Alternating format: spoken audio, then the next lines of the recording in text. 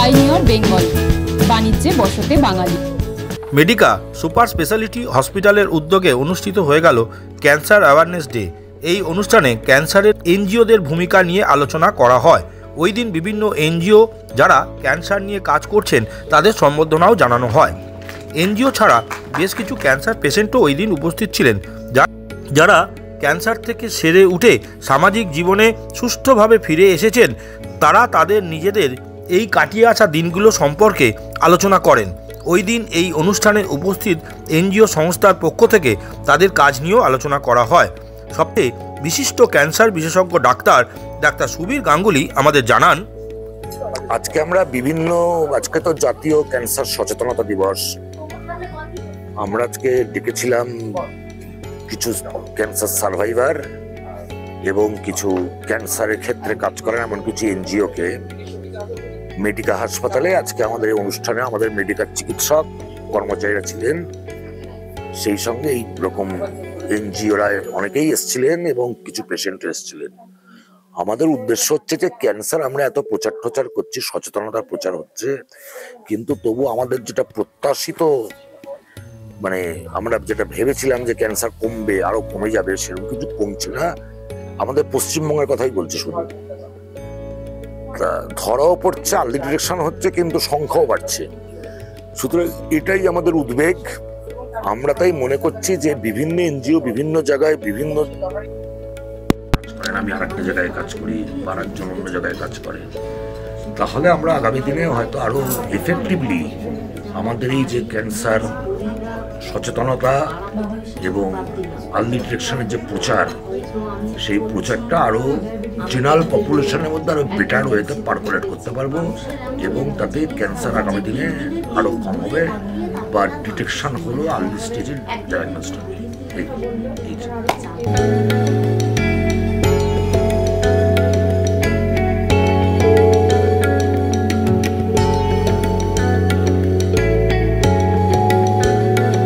সিঞ্চনা ভট্টাচার্য, আমি রোটারি সাথে বিগত 12 বছর যুক্ত রয়েছি। আমাদের ক্লাবের নাম rotary club of Calcutta empathy. আমরা বেসিক্যালি যেটা করে থাকি, ক্যান্সারের জন্য আমরা প্রত্যন্ত গ্রাম থেকে শুরু করে শহরাঞ্চলের বিভিন্ন স্লাম এরিয়াতে গিয়ে এবং সবচেয়ে বড় কথা স্কুল কলেজেও যাচ্ছি। আমরা প্রথমে অ্যাওয়ারনেসটা দেওয়ার চেষ্টা করছি যে ক্যান্সারটা কেন হয়, এটা লাইফস্টাইল ম্যানেজমেন্ট বা এগুলো সমস্ত বিষয়ে মানুষকে জানানো, ক্যান্সারটা কেন হয় এবং তার জন্য আমরা কি প্রতিরোধক কী ব্যবস্থা নিতে পারি। রোটারিয়ানদের যেটা সুবিধে, আমাদের যারা মেম্বার তাদের মধ্যে চিকিৎসক রয়েছেন, ডায়েটিশিয়ান রয়েছেন, শিক্ষিকা রয়েছেন, বিভিন্ন প্রফেশনের মানুষ রয়েছেন। আমরা আমাদের ভোকেশনটা দিয়ে পৌঁছচ্ছি তাদের সেই সেই সেগমেন্টের কাছে পৌঁছে বার্তাটা পৌঁছচ্ছি এবং তারপর যেটা আমরা করছি, আমরা একদম অঞ্চল ধরে ধরে আমরা ক্যান্সারের স্ক্রিনিংটা করছি। বেসিক্যালি ক্যান্সার স্ক্রিনিং অন্যান্য বিষয়গুলো সফল হওয়া না গেলেও এই সার্ভাইকাল ক্যান্সারে করা যায়, কারণ যে এইচপিভি ডিএনএ স্ক্রিনিংটা হয়, ধরুন এইচপিভি ডিএনএ স্ক্রিনিং মানেই মানুষ, আমরা বলছি হয়তো সার্ভাইকাল ক্যান্সার স্ক্রিনিং করতে চাইছেন না মানুষ, কিন্তু এই যে এইচপিভি ভাইরাসটা, এটা বয়স শরীরে ডেভেলপ করতে 15 বছর সময় লাগে।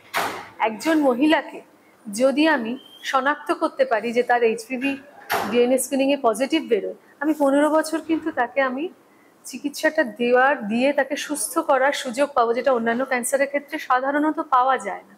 আমরা সেইটা করার চেষ্টা করছি একদম বিনা মূল্যে। আমরা বিভিন্ন অঞ্চলে গিয়ে করছি, শহরাঞ্চলেই হোক গ্রামাঞ্চলেই হোক, যে কোনো জায়গায় আমাদের শুধু খবরটা দরকার, আমরা পৌঁছবো। এবং তারপরে যদি পজিটিভ বেরোয়, তারপরেও আমরা সেই যথাযথ জায়গায় পৌঁছে তার পরবর্তী যে চিকিৎসাগুলো, সেটাও যাতে সম্পূর্ণ বিনামূল্যে হয়, সেটারও আমরা ব্যবস্থা করছি।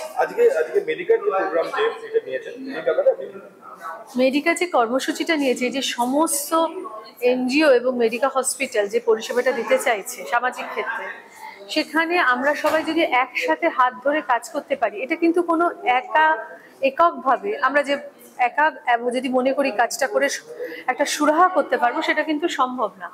আমার মতে আমরা যদি কোলাবোরেটিভ ওয়েতে কাজ করি, ধরুন সবাই মিলে, এখানে প্রত্যেকের রিসোর্সগুলো দেওয়ার ক্ষমতা আলাদা করে। এখানে একজন ভদ্রমহিলা বললেন তিনি কোলোনোস্কোপি কোলন ক্যান্সার সম্বন্ধে তিনি কি করছেন না মানুষকে অ্যাওয়ার করেন। একজন রোগী যে কোলন ক্যান্সারের জন্য যে ব্যাগটা ইউজ হয় সেটা যথেষ্ট দামি, সেটা ব্যবহারের একটা পদ্ধতি আছে। তিনি একজন সার্ভাইভারকে নিয়ে যাচ্ছেন এবং তাকে কিভাবে ব্যবহার করতে হবে শেখাচ্ছেন। রোটারি কি করছে? রোটারি কি করতে পারে? বিনামূল্যে সমস্ত স্ক্রিনিং এর ব্যবস্থা করতে পারে, চিকিৎসার ব্যবস্থা করতে পারে। আর একজন তিনি হয়তো প্যালিয়েটিভ কেয়ার দিতে পারেন, তিনি মানুষকে প্যালিয়েটিভ ট্রিটমেন্টে যা যা লাগে আনুষঙ্গিক একজন পেশেন্টের মনোবল বাড়ানো থেকে শুরু করে, অর্থাৎ এটা একটা মানে এমন একটা কাজ, এটা কিন্তু একটা একত্রীকরণ করা উচিত আমাদের প্রত্যেকে। এবং সেক্ষেত্রে যদি হাত বাড়ায়, আমি আর একটা কথাও বলতে চাই, রোটারি কিন্তু একটা আমাদের ফাউন্ডেশন আছে। আমরা যদি একটা সঠিক একটা এই যে কাজটা একটা যদি পজিটিভিটি থাকে, আমরা যদি সেটা দেখাতে পারি, আমাদের শিকাগোতে হেডকোয়ার্টার, আমরা ওখানে যদি রিপোর্টটা জমা দিই, যদি আর্থিক সাহায্য লাগে দিয়ে যদি আমরা একটা বড় আকারে যদি একটা কাজ করতে পারি এবং সামাজিক এই যে অপরাধটাকে দূরীকরণের কথা এগোতে পারি, সেটাও কিন্তু আমরা করতে পারি। রোটারির এই মুহূর্তে মোটোটা হচ্ছে এই সবাইকে নিয়ে কোলাবোরেটিভ ওয়েতে কাজ করা। আমরা মেডিকের সাথে অনেকদিন কাজ করছি।